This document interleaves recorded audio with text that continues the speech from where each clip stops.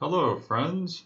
After much anticipation, I am finally making the live coffee taste testing video for decaffeinated coffee that was brought on by some recommendations I received from you guys regarding decaffeinated or reduced caffeine coffee.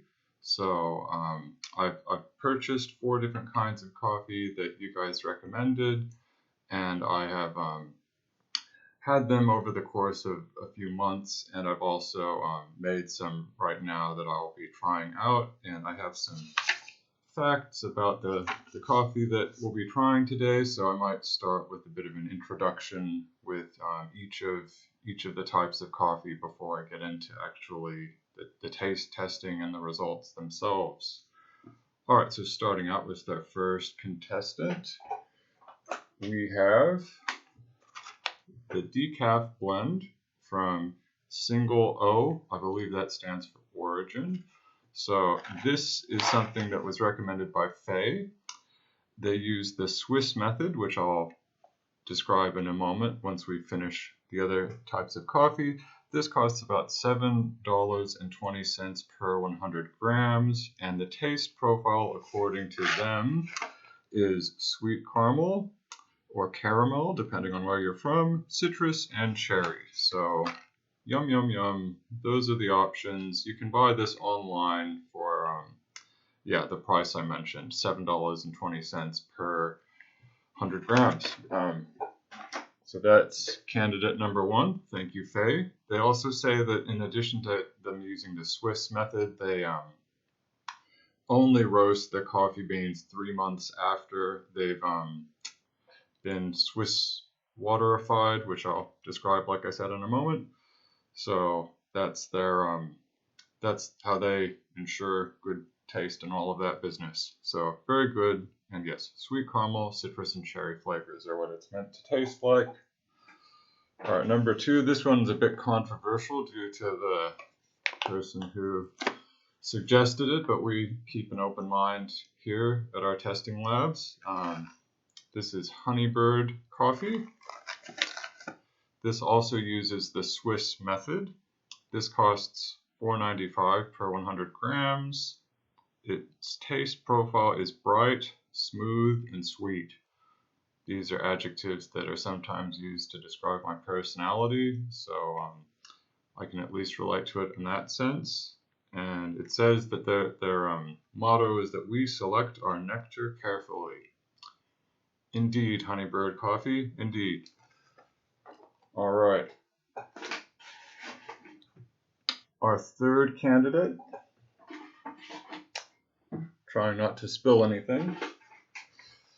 Third candidate, and the first that I purchased, Toby's Estate Decaf. This was recommended by Mel. Thank you, Mel. This costs $5.20 per 100 grams.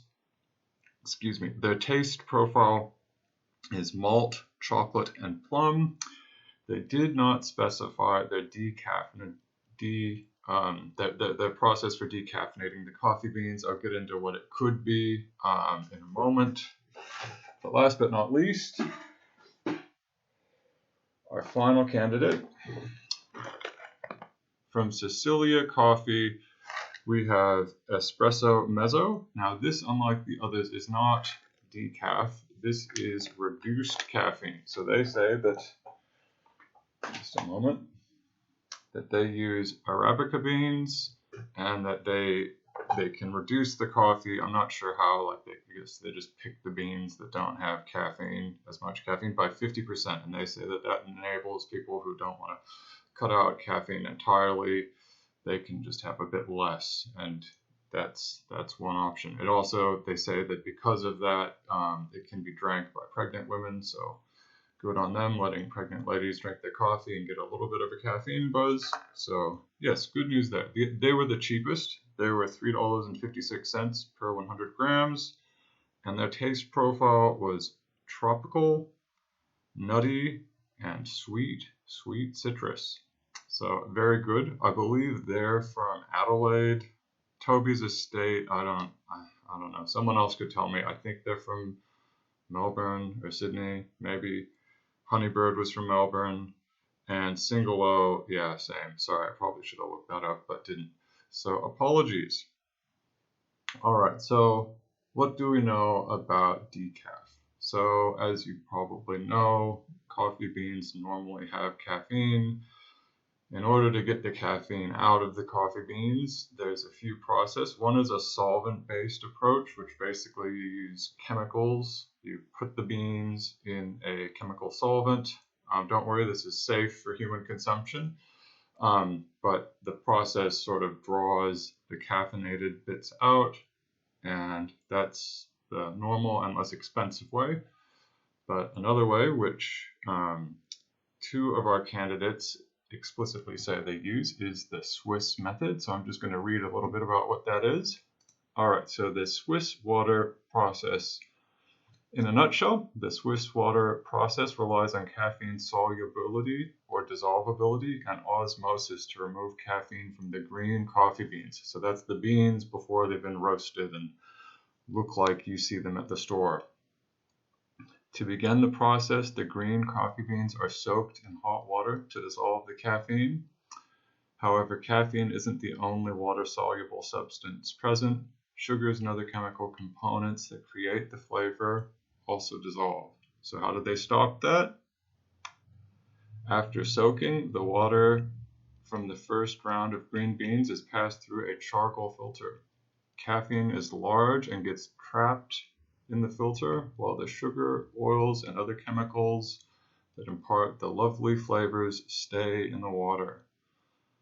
This green coffee extract infused water is then used to soak the next batch of green beans. Since it already contains the other elements and flavors, the substances don't dissolve, but the caffeine does. As you could imagine, this is a bit more expensive than dumping your beans in a bunch of chemical solvents and having that occur. So it does mean that these ones were more expensive, and you can kind of see that, except for Toby's Estate. They don't say what they do, but I don't know. I'm guessing, given it's $5.20 per 100 grams, that they probably do something upmarket. But either way, the proof is in the pudding. So let's try the coffee beans out. All right. So testing methodology, I did 2 tablespoons per cup in a French press, or plunger as you guys call it here. And yeah, I sort of put them all in cups, let them dissolve in the cups, and then put them through the plunger so that, that filter them out. I don't have 4 French presses just sitting around, so that was the best process I had. It was all around the same time. So yeah, 1 cup of water, 2 tablespoons of ground coffee, which is timed using my cheap Kmart coffee grinder, and then filtered through the French press and right here. So I'll use some water in between to get the flavors out of my mouth. I'm sure I could have used something else like salsa, but excuse me, not an option right now. So that's that. One other thing though before I start that I wanted to point out was that one thing that the 2 more expensive brands did that was nice is Single O had this nice card that they gave with the coffee beans, which tells me what to look out for in the taste, tells me all about it. Oh, and they are roasted in Sydney, so there you go. So they're from Sydney. That's good stuff. Honeybird Roasters, Oscar's recommendation, possibly the most controversial of the selections. They gave a little thank you after I bought some coffee, so that's nice. So yeah, and a little smiley face. So at least they're making an effort. I appreciate that. All right, well, let's start out. Single origin. Okay. So it says that its taste is sweet caramel, citrus, and cherry. It smells good.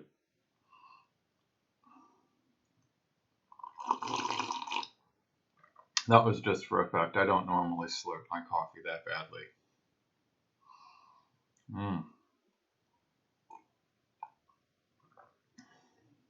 It's good.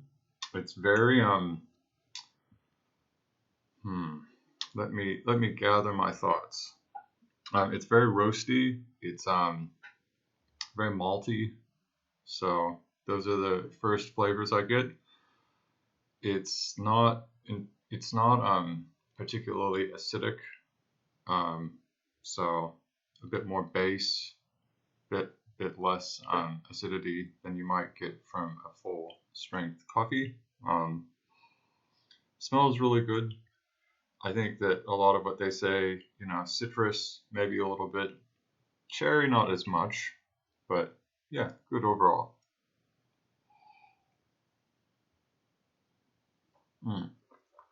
Yeah, overall pretty good.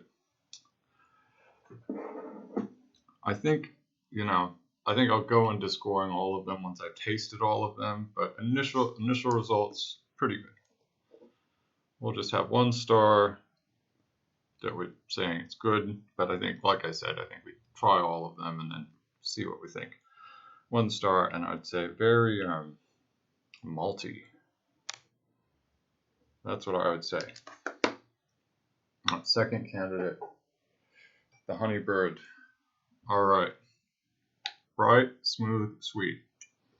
Just like me. Doesn't smell as strongly, so that is noticed. Yeah, much less strong on the palate, on the nose palate thing.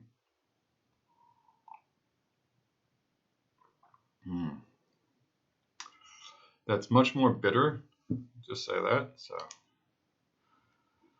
it's bitter. Yeah, I'll be honest, kind of bitter, really lingering aftertaste.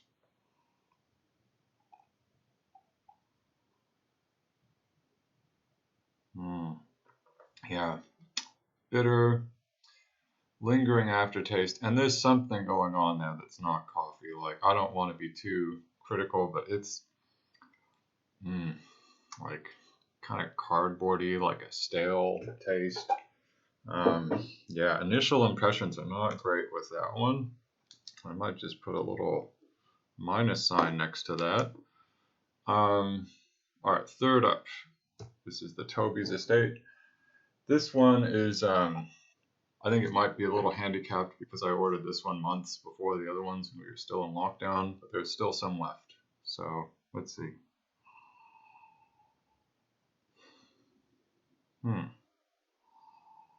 little bit less of a scent from the single origin.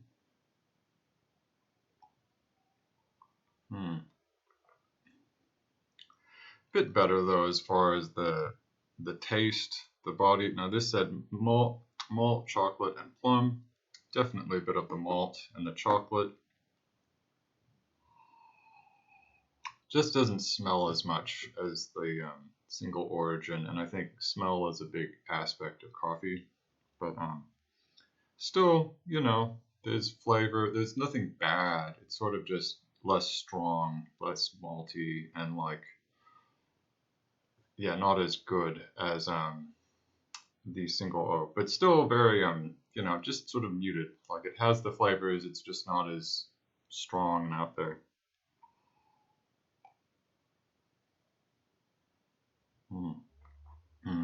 Yeah, no, there are good bits though. It's definitely high on the chocolatey bit, and the plum. I don't know, maybe like a really mild plum. I don't know. When they say that things like coffee taste like plums, I'm always like, I don't know.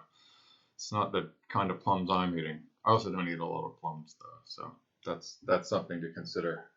Should check my biases there. All right, and last but not least, this is the Sicilia coffee, which Maya recommended. Thanks, Maya. It was the cheapest. It's also the one that has caffeine, so it's a little bit different than the others in that sense. Excuse me. All right.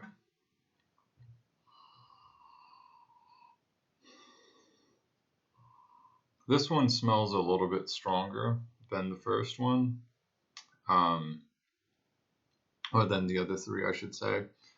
And maybe that's because it's like got caffeine. Maybe caffeine smells more. And they say this is meant to taste like tropical, nutty, and sweet citrus. So those are the three flavors. Yeah.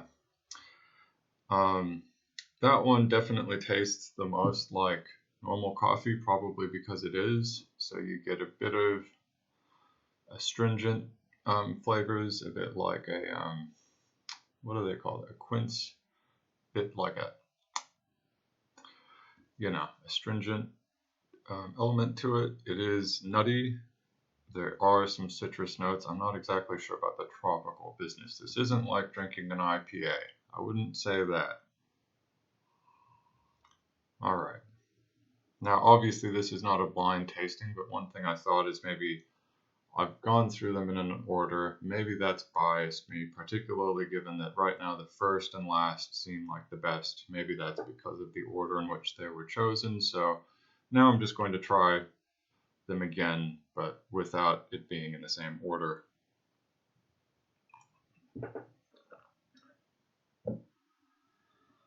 All right. So let's reset.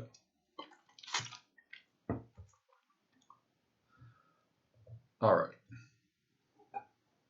Let's go Honeybird. So that's this one.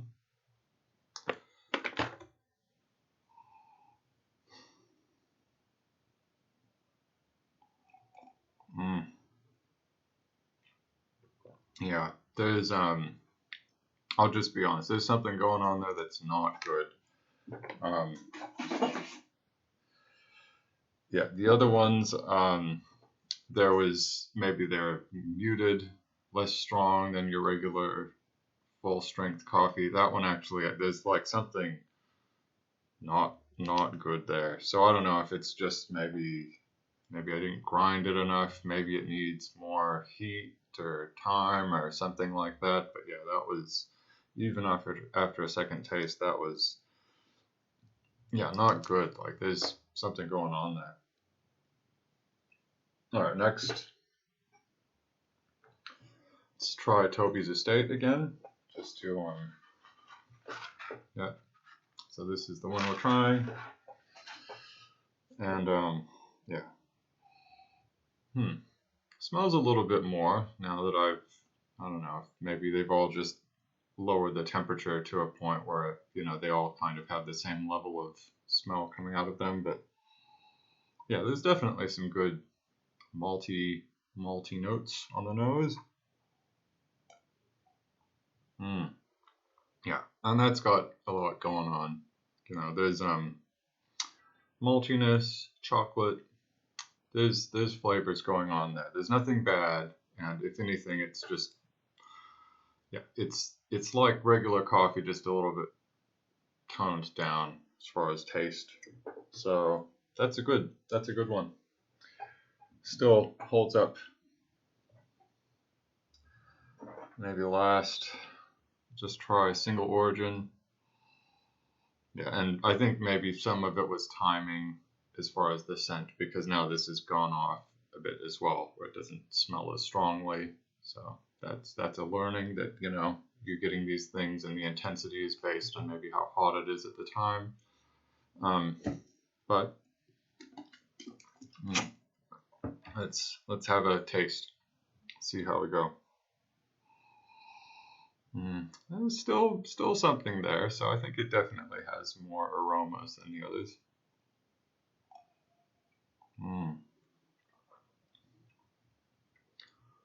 Yeah, it's good.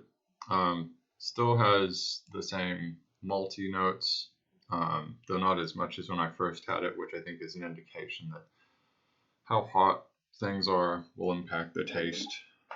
And, the coffee cools off, it tastes different than it would otherwise, and maybe how long everything's been sitting together has an impact. So now that we've had all of them, let's sort of winners and losers. Let's talk about what we've learned from these.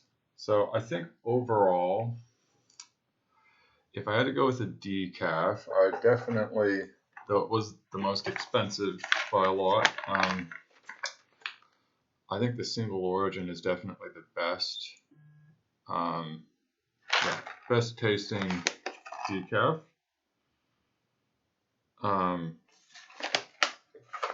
So that I guess that was pretty clear cut. Like it just has the most going on, the most scent, the most flavor. You know, I feel like you're just getting more for decaf, and like if you're not getting caffeine, you want it to taste good and give you value in that sense. I think next up, and I know this isn't totally fair, but I've enjoyed while I've had it this reduced caffeine coffee. So I think that this Sicilia coffee cafe, what is this? Espresso Mezzo is the one that is reduced caffeine, so it's 50% less caffeine. Yeah, I think that's definitely my second favorite, or really like what I would be most likely to buy again. Just because you can, I think I'd probably buy both again because the decaf is good when you really just want no caffeine at all, and it tastes good. So like I could have that at night before bed, no worries.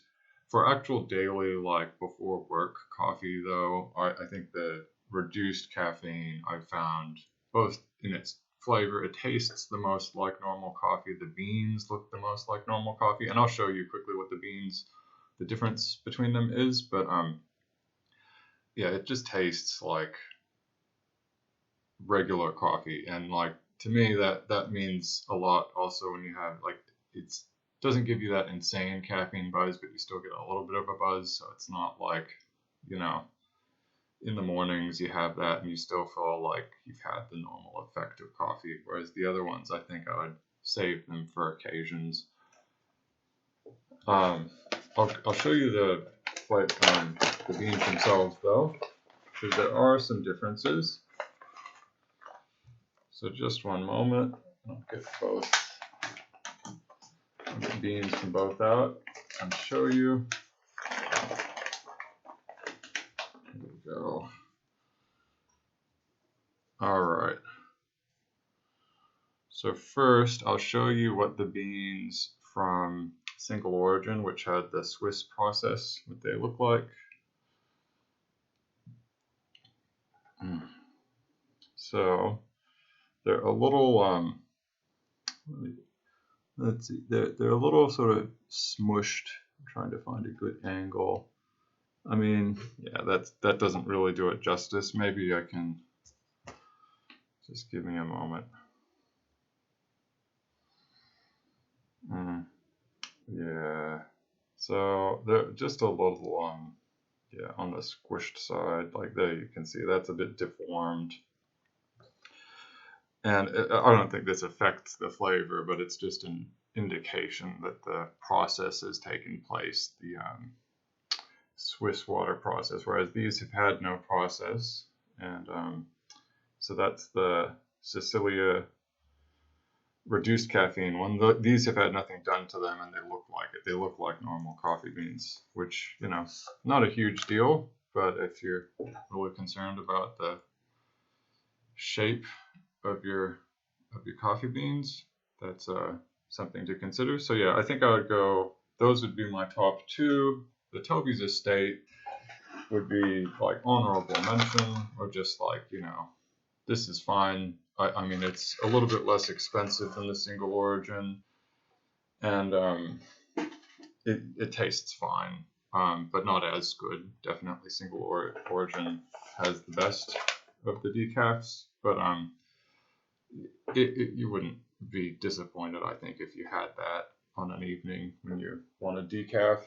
And then, yeah, I'd hate to be negative, but yeah, the Honeybird was just, yeah, like, there's just something not, when it says bright, smooth, and sweet, like, I don't know, not not what those adjectives mean to me, at least as far as this coffee. Like, yeah, I'm still do one more taste. Yeah, it's like coffee but different. Like, yeah, there's just like a staleness there. I'm not sure what happened. Maybe the beans got like, stuck in a box or something. Yeah, so something happened. Anyway, that's all right. So, yeah, those would be my recommendations. I would say maybe start with this if you want something a little fancy that you're not going to use a lot because it is expensive. And if you want something a bit more affordable and you just want to have like caffeine, but not too much, just a normal amount, try these out. They also do wholesale, so you can get like 50 kilos of this if you want, if you're really keen. Maybe save some more money. I don't know if that's the fire way of doing things. But yeah, so those would be my recommendations. All right. You've now heard me talk about coffee for about 26 minutes. See you.